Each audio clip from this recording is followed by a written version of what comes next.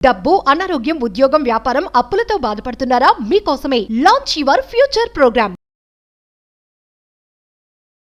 నమస్తే రమగారు. నమస్తే జయ. రమగారు, దసరా నవరాత్రుల్లో భాగంగా 3వ రోజులో ఉన్నాం. ఈ రోజు యొక్క విశిష్టత ఆశ్వీజ శుద్ధ తదియ తృతీయ అంటారు, 3వ రోజు. ఈ రోజున అమ్మవారిని అన్నపూర్ణ స్వరూపంతో కొలుస్తారు. అసలు జీవులు పుట్టేదే అన్నం నుంచి, అంతే కదా. అన్నమే జీవానికి ఆధారం. అయితే అన్నం పరబ్రహ్మ స్వరూపం అని చెప్తాం మనం. మరి ఇక్కడ అమ్మవారు పరబ్రహ్మతోటి కలిసి ఉండేటువంటి అన్న శక్తి. పరబ్రహ్మం భగవంతుడు మనందరినీ సృష్టించాడు. ప్రపంచం మొత్తం, ప్రపంచ శక్తి ఒక స్వరూపం వల్ల వచ్చిందంటే ఆ శక్తి పరమేశ్వరుడు అనుకుందాం. పరమేశ్వరుడే ప్రపంచ శక్తి. ఆ పరమేశ్వరుడి యొక్క చైతన్యమే ఆద్యశక్తి అమ్మవారు, ప్రకృతి మాతగా చెప్పుకుంటాం. ఇప్పుడు అందులో ఒక్కొక్క స్వరూపం ఒక్కొక్క లాంటిది. మన కదలికలకి అవసరమైంది ఒక శక్తి, మన ఆలోచనకు అవసరమైంది ఒక శక్తి, మన ఉపాసనకు అవసరమైంది ఒక శక్తి, మన జీవికకి అవసరమైన శక్తే అన్నపూర్ణ. అన్నమే జీవుల యొక్క ఆధారభూత శక్తి. అది లేనిదే ఇంకా జీవుడు కదిలేదేం లేదు కదా. గర్భస్థ శిశువుకైనా ఆహారం అందవలసిందే, వాడంతటి వాడు పెరగడు కదా. తల్లి తిన్న ఆహారం నుంచి శిశువుకి ఆహారం అందుతుంది. ప్రపంచంలో ఉన్న ప్రతి ప్రాణికి, జీవించి ఉన్న ప్రతి ప్రాణికి, మొక్కలకు కూడా ఏదో ఒక శక్తి ఉంటేనే కదా అది బతికుండేది. జీవశక్తే అన్నపూర్ణ. అయితే ఈ అన్నపూర్ణ దేవికి మనం కట్టుకున్న సంపెంగ రంగు, లేత గంధపు రంగు, గంధపు పసుపు రంగు ఇలాంటి వస్త్రాలు సమర్పిస్తారు. ఈ రోజున అమ్మవారిని ఒక గరిట పుచ్చుకుని కూర్చుని ఉన్నటువంటి స్వరూపంలో చూపిస్తారు. పరమేశ్వరుడికి అన్నం వడ్డిస్తున్నట్టుగా పరమేశ్వరుడికి కూడా ఆహారాన్ని అందించే శక్తి అన్నపూర్ణే. కాశీలో విశాలాక్షితో పాటు అన్నపూర్ణాదేవి కూడా మనకి కనపడుతుంది. అయితే ఈ గరిట పుచ్చుకుని ఉన్నటువంటి ప్రతిమా స్వరూపాన్ని మనం అర్చనలో పెట్టుకుంటే చాలా విశేషమైన ఫలితం లభిస్తుందంటారు. మామూలుగా అందరిళ్ళలో కాశీ గనక వెళ్తే చిన్న చిన్న అన్నపూర్ణ విగ్రహాలు దొరుకుతాయి. అవునండి. గరిట పుచ్చుకుని, ఒక చేత్తో పుచ్చుకుని ఇట్లా ఉన్నట్టుగా అమ్మవారు. ఈ గరిట ఉన్న ప్రతిమని గనక మనం తెచ్చుకుంటే బియ్య బస్తాలో వేసుకుంటే ఎప్పుడు బియ్యానికి తరుగు ఉండదంటారు. పూజలో మనకు చిన్న చిన్న మండపాలు ఇవి ఉంటాయి కదా, మన సింహాసనాలు. అన్నపూర్ణ తప్పకుండా ఉండాలి. గౌరీ, అన్నపూర్ణ, వినాయకుడు తప్పకుండా ఉండవలసిన వాళ్ళు అన్నమాట. మన ఇంట్లో అన్నానికి లోటు ఉండదు. ఏ వేళకి ఎవరు వచ్చినా మనం ఒక ముద్ద అన్నం పెట్టగలుగుతాం. మనం ఎవరికైనా చేయాలంటే అతిథి అభ్యాగతి సేవ ఏమిటి, వాళ్ళకి డబ్బులు ఇవ్వక్కర్లా, బంగారం ఇవ్వక్కర్లా, భోజనం పెడితే సరిపోతుంది. ఆ పూటకి ఒక ప్రాణికి అవసరమైన ఆహారాన్ని అందించే శక్తి మనకి కలగాలంటే అన్నపూర్ణ ఆరాధన దానికి చాలా ఉపకరిస్తుంది.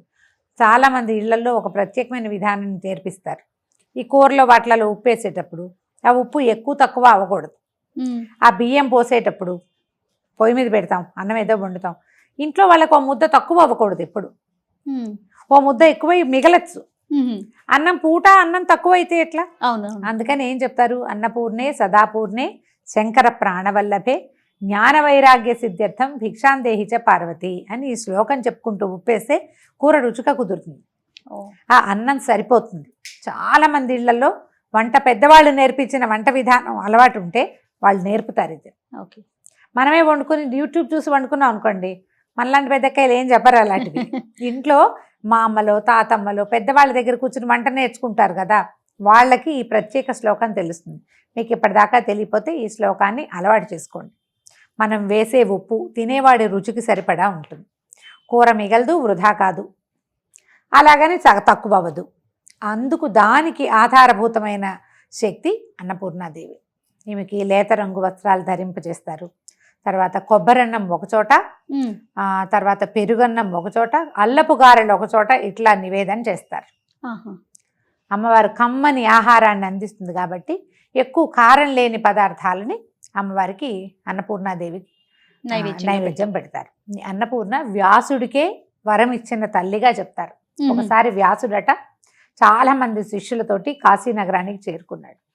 ఆయనకి భిక్ష లభించలే. ఈయన వ్యాసుడు కానీ అప్పట్లో ఋషులు మునులు వీళ్ళంతా శిష్యులతో వాళ్ళతో వెళ్తే భిక్షాటన చేసేవారు. అదే భిక్ష తీసుకోవటం చాలా సహజమైన విషయంగా ఉండేది. కాశీనగరం అంతా భిక్ష లభించేది. అయితే విఘ్నేశ్వరుడు వ్యాస భగవానుణ్ణి పరీక్షించడం కోసం ఆహారం దొరకనివ్వలేదట. మిట్ట మధ్యాహ్నం దాటిపోయేసరికి, అపరాహ్నం దాటితే ఆకలితో భగభగలాడిపోదు మధ్యాహ్నం ఏమి దాకా తినకుండా ఉంటే. ఆయన పిచ్చి కోపంతో కాశీనగరాన్నే శపించటానికి పూనుకున్నాడట. వ్యాసుడు.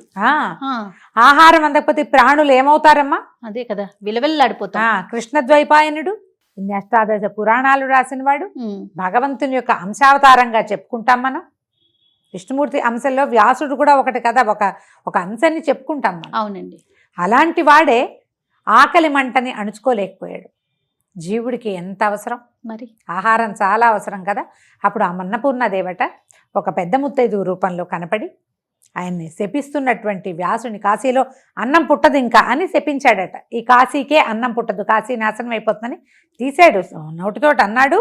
ఈ జలం తీసేసరికి ఆవిడొచ్చి చేయి పట్టుకున్నా, ఇంత పని చేయకూడదు. అన్నపూర్ణాదేవి ఆవిడొచ్చి పెద్ద ముత్తైదు రూపంలో వచ్చి అదే ఆపి ఆయనకి భోజనం పెట్టి ఆయన్ని శాంతపరిచి, నువ్వు ఇలా శపించబోయావు కాబట్టి నువ్వు రోజు కాశీవాసం నీకు లేదు, ఇంకా వారానికి ఒకరోజే వస్తాడు ఆయన. అలాగని కథ చెప్తారు. ఈ వ్యాసుడికే స్వస్వరూపంతో కనపడి అన్నం పెట్టింది ఆవిడ. ఆమెని ఈ రోజున తలుచుకుంటాం మనం నయానా భయానా చెప్పటం అంటారు. ఎప్పుడైనా వింటాం కదా, భయాన్ని చెప్పడం, కోప్పడతాం. కోప్పడేది ఎప్పుడు వస్తుంది? ముందు బాగా చెప్పాక అప్పుడు ఆ నయాన చెప్పటం ఏంటంటే, అన్నం పెట్టి మంచి మాట చెప్పు. ఇప్పుడు ఎవరికైనా ఒక మంచి మాట చెప్పాలి, వాడి మాట వినడు. పక్కన కూర్చొని అన్నం పెట్టి ఏదైనా తినడానికి ఇచ్చి, కాస్త కాఫీ ఇచ్చి, మంచినీళ్ళు ఇచ్చి, వాళ్ళని శాంతపరిచి ఒక మాట చెప్తే ఈ పెట్టిన చెయ్యి మహాత్యం వల్ల అవతల వాళ్ళు లొంగుతారు. అదే కదా మన లెక్క. అవును చూడు, మనం మొదట అవతారం ఏం చెప్పాం? బాలా త్రిపుర సుందరి చిన్నపిల్లగా కనపడింది. తర్వాత పంచముఖిగా శాంత స్వరూపంతో నన్ను ఉపాసించు, నీకు వరం ఇస్తానని చెప్పింది.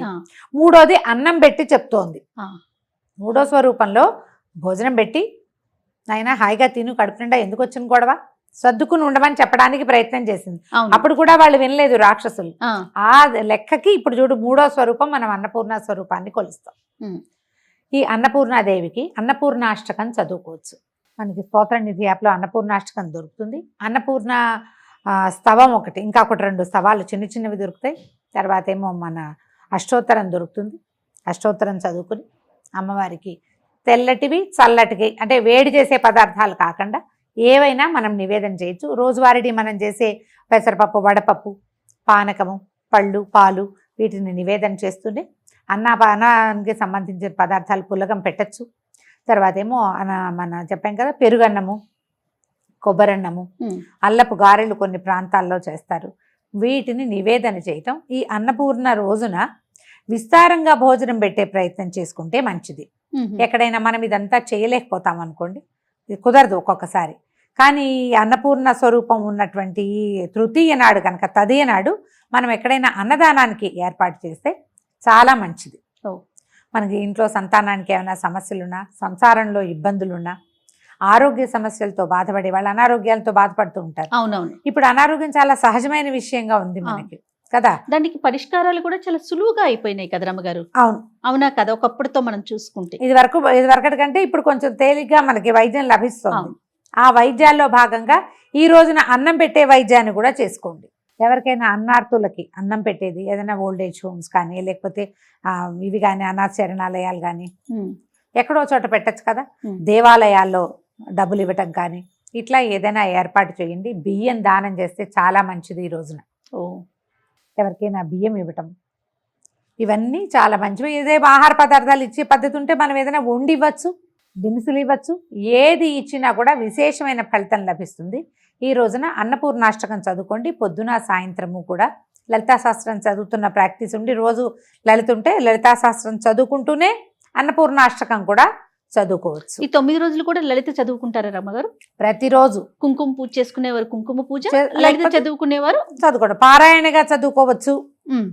కుంకుమ పూజతో పాటు ఒక చిటికెడు పెట్టుకుని చేసుకోవచ్చు. మనం ఇంత కుంకుమ వేశాక మళ్ళీ ఆ కుంకాన్ని అందరికీ, ఫ్రెండ్స్కి, అందరికి, బంధువుల్లో నివేదన చేసిన పూజ చేసిన కుంకం కదా, కొన్నాళ్ళు మనం పెట్టుకుంటాం, అందరికీ పెట్టడానికి కూడా ఉపయోగపడుతుంది. ఈ రోజువారీ దాన్ని సేకరించకుండా మనం ప్రతిమని కొంచెం పకడ్బందీగా ఒక పళ్ళెంలో పెట్టుకున్నామంటే ఆ కుంకుమ అంతా ఇట్లా చక్కగా ఏర్పడుతుంది. మొత్తం చివరి రోజున తీసుకుంటాం, సరిపోతుంది. రమ్మగారు, ఫలానా పువ్వులతోనే పూజించాలి ఈ 9 రోజులు, ఏ రోజుకి ఆ రోజు ఈ పువ్వు అనేది ఏమన్నా ఉందండి ప్రత్యేకించి? అట్లా చెప్పలేం జయ. మనకి దొరకటం కూడా ఒకటి ఉంటుంది కదా సీజన్లో. తెల్లటి పువ్వులతో అర్చన అన్నపూర్ణకి మంచిది. అన్ని తెల్ల పువ్వులే దొరకవు. ఓ 10 తెల్ల పువ్వులు దొరుకుతాయి అనుకో, 11 పువ్వులు చేయండి వాటిని. 11 పువ్వులు చేసుకుని 11 పువ్వులు ఒక 11 నామాలకి అర్పించడం, నమస్కారం చేసుకోవటం. ఓకే. ఈ పువ్వులు ఏంటంటే మనం ఉదయం పెట్టినవి. చామంతులు, గులాబీలు అవి దొరుకుతాయి. 5-6 రంగుల గులాబీలు దొరుకుతున్నాయి, అవునవును. 4-5 రంగుల చామంతులు దొరుకుతాయి. వాకిళ్లలో మందారాలు అవి ఉంటాయి. తర్వాత ఏమో ఈ నందివర్ధనం, గరుడవర్ధనం ఇలాంటి పువ్వులు ఉంటాయి. ఆ పువ్వుల్ని వాడుకుంటే సరిపోతుంది. ఓకే. ఉదయం పెట్టిన పూలు మళ్ళీ సాయంత్రం తీసేవేయాలంటారా? అంటే ఉదయాన్నివి సాయంత్రం తీయాలన్న నియమం పెద్దగా లేదు. మనం ఇది రాత్రి పూజ పెద్దది కదా, ఉదయం అవునవును. కొంచెం అలంకారం చేస్తాం, సాయంకాలం ఎక్కువ అలంకారం చేస్తాం. కానీ మర్నాడు ఉదయం తప్పకుండా తీసేయాలి జయ. నిద్ర చేసిన నిర్మాల్యం పనికిరాదు. అసలు పనికిరాదు. అవును. రాత్రి నిద్ర అయిందంటే తెల్లవారాక మొత్తం నిర్మాల్యం అంతా ఖాళీ చేయటం. మనం ఖాళీ చేయనిది ఏమిటంటే ఈ మండపంలో నుంచి కుంకుమ మాత్రమే. ఈ 10 రోజులు కూడా, నవరాత్రులు అన్ని రోజులు కూడా మనం పేర్చుకుంటూనే వేస్తాం. రోజు వేసింది ఆ ప్రతిమని కదపకుండా మిగిలినవి అన్ని అర్చనకి పువ్వులు పెడతాం కదా, పుష్పం సమర్పయామి అంటాం. మీరు చిన్న పూజ చేసుకుని పువ్వులు పెట్టినా మర్నాడు తీసేయాలి. పువ్వులు ఫ్రెష్గా ఉన్నాయి. ఇవి ఉంటాయి కదా, ఈ మన చామంతులు అవి కదలకుండా అలా ఎట్లా పెట్టిన పువ్వు ప్లాస్టిక్ పువ్వులే అలాగే ఉంటుంది. అయినా కూడా తొలగించాలి. ఒక రోజు నిద్ర చేసింది అంటే ఆ పువ్వు తీయవలసిందే. ఫ్రెష్ పువ్వులు మళ్ళీ పెట్టుకోవాలి. మీకు ఆ మిగిలిన పువ్వులు ఏ పళ్ళెంలోనా వేసి హాల్లో పెట్టుకోవచ్చు కదా, కానీ దేవతల మీద మాత్రం ఉంచకూడదు. ఈ నియమాన్ని పాటించండి. ఎప్పుడు ఏ దేవతారాధన అయినా, ఇప్పుడు వాకిట్లో కట్టుకున్నాం అనుకో జయ, పువ్వులు అవి 2 రోజుకి తీయాల్సిన పని లేదు. 3 రోజులు ఉంచుకోవచ్చు. వాడితే తీసేయాలి. అవును. వాడకుండా ఉంటే ఒక రోజు ఉంచినా పర్వాలేదు. కానీ ఈ దేవత అర్చనకి మాత్రం అట్లా పనికిరాదు. ఏ రోజుకి ఆ రోజే మనం తీయాలి. లలిత కూడా సామూహికంగా చేసుకుంటూ ఉంటారు కదా రమ్మగారు, చేస్తారా? వెళ్తాను, తక్కువ నేను చేయటము. సామూహికంగా చేసుకోవచ్చు. మీరు చుట్టుపక్కల ఒక 10-12 మంది, 11 మంది, 9 మంది కుదిరేమనుకోండి, వాళ్ళ ఇంట్లో ఒకరోజు, మన ఇంట్లో ఒకరోజు చొప్పున చేసుకోవచ్చు. ఎందుకంటే అమ్మవారికి సామూహికంగా చేసే అర్చన చాలా ఇష్టం అమ్మ. లలిత పారాయణ చేయటం, ఎక్కువ మంది సువాసినులు అందరూ కూర్చుని చదవటము, అవన్నీ ఆవిడకి చాలా ప్రీతిదాయకమని చెప్తారు. ఆమెను సంతోషపెట్టడమే కదా ఇప్పుడు మనం చేయవలసింది. కాబట్టి చక్కగా చేసుకోవచ్చు. ఎక్కడైనా ఎవరైనా పిలిస్తే వెళ్ళి రండి. ఇప్పుడు తాంబూలాలు, ఇది ఒక ప్రశ్న ఉంటుంది. తాంబూలం తీసుకోవటానికి పిలుస్తూ ఉంటారు. తప్పకుండా వెళ్ళాలమ్మా. పసుపు కుంకాలకు పిలిస్తే 10 ఆమడలు నడిచి వెళ్ళాలని శాస్త్రం. పొట్టు పసుపు తీసుకోవడానికి రండి అంటే వీళ్ళ ఇంటికి ఏం వెళ్తానులే, ఇప్పుడు ఏం వెళ్తానులే అనుకోకూడదు. ఇలాంటి భావాలు ఉండకూడదు. తప్పకుండా వెళ్ళి తీరవలసిందే. తాంబూలానికి పిలిస్తే వెళ్ళాలి. బొట్టు పెట్టించుకుంటుంది కానీ రండి అంటే పెట్టించుకోవాలి. అవకాశం ఉంటే మాత్రం వెళ్ళి తీరాల్సిందే. సాధారణంగా వెళ్ళవలసిందే. నీకేదో విపత్కర పరిస్థితులు, ఏ కాలో బెణికింది, ఏ చెయ్యో ఇదైంది, వెళ్ళలేని దుష్కరమైన పరిస్థితి వస్తే మానండి. కానీ ఏం వెళ్తానులే అని మాత్రం మానద్దు. ఈ రోజుల్లో అస్సలు మానకూడదు. మన ఇంటికి ఎవరన్నా వచ్చినా తాంబూలం ఇవ్వాలి. మనల్ని ఎవరు పిలిచినా కూడా మనం వెళ్ళి తాంబూలం తెచ్చుకోవాలి. వాళ్ళ ఇంట్లో ఏదో అష్టోత్తరం చేస్తున్నారు, అంత సమయం లేదండి, నేను మా ఇంట్లో కూడా పూజ ఉంది అంటే వెళ్ళి కనపడి బొట్టు తీసుకుని రండి. కానీ ప్రతి పండుగ కూడా ఒక రోజు మాట్లాడుకుంటాం, 2 రోజులు 3 రోజులు. శరన్నవరాత్రులు మాత్రం 10 రోజులు మాట్లాడుకునే పండుగ కదా రమ్మగారు. సంతోషం రమ్మగారు. నమస్తే. నమస్తే జయ.